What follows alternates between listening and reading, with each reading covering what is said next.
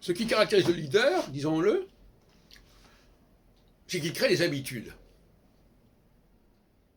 Il insuffle des habitudes.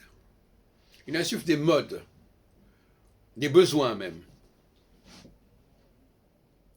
Et il les insuffle à un groupe tout entier, et donc il crée une société.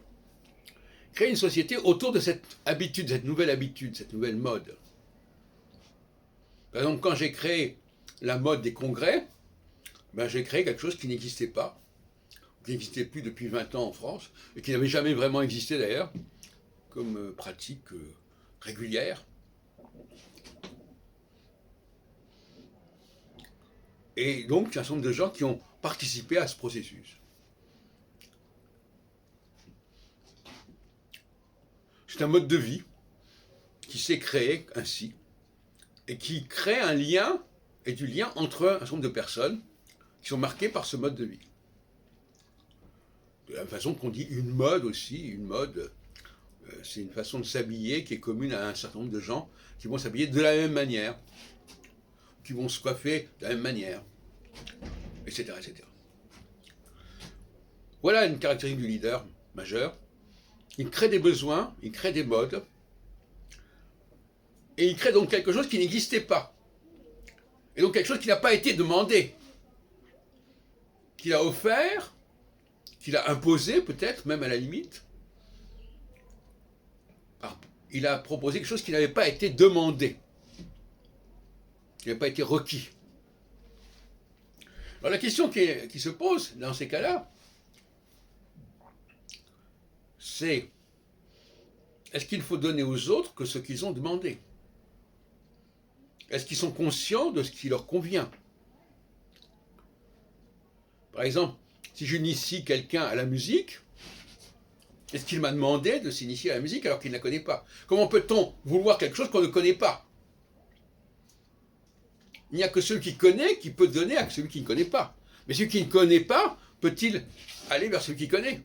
Parce qu'il ne sait pas de quoi il s'agit. Il n'a pas goûté à la chose en question.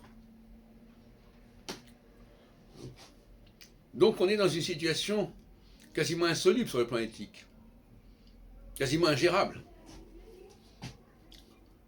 Celui qui donne, à qui on n'a pas demandé de donner, et celui qui n'a pas demandé et qui n'a pas reçu. Il n'a pas demandé parce qu'il ne savait pas ce qu'il fallait demander. C'est donc tout le problème de l'initiation qui est question de complexe. Comment initier quelqu'un à quelque chose qu'il ne connaît pas,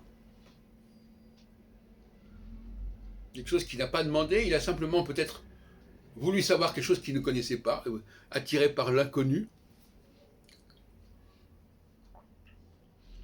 Et puis ça crée un besoin. Je ne parle pas des drogués qui effectivement on leur fait goûter quelque chose et après ils sont addicts. C'est aussi, ça fait partie du problème d'ailleurs.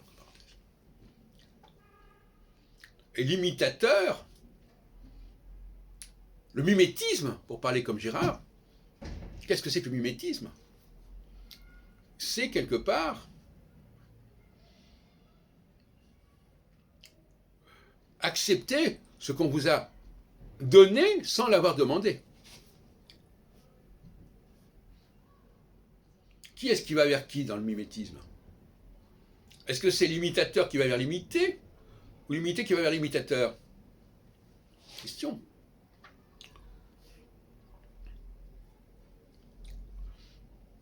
D'une certaine manière, on pourrait dire que, en principe, c'est l'imité qui va vers l'imitateur.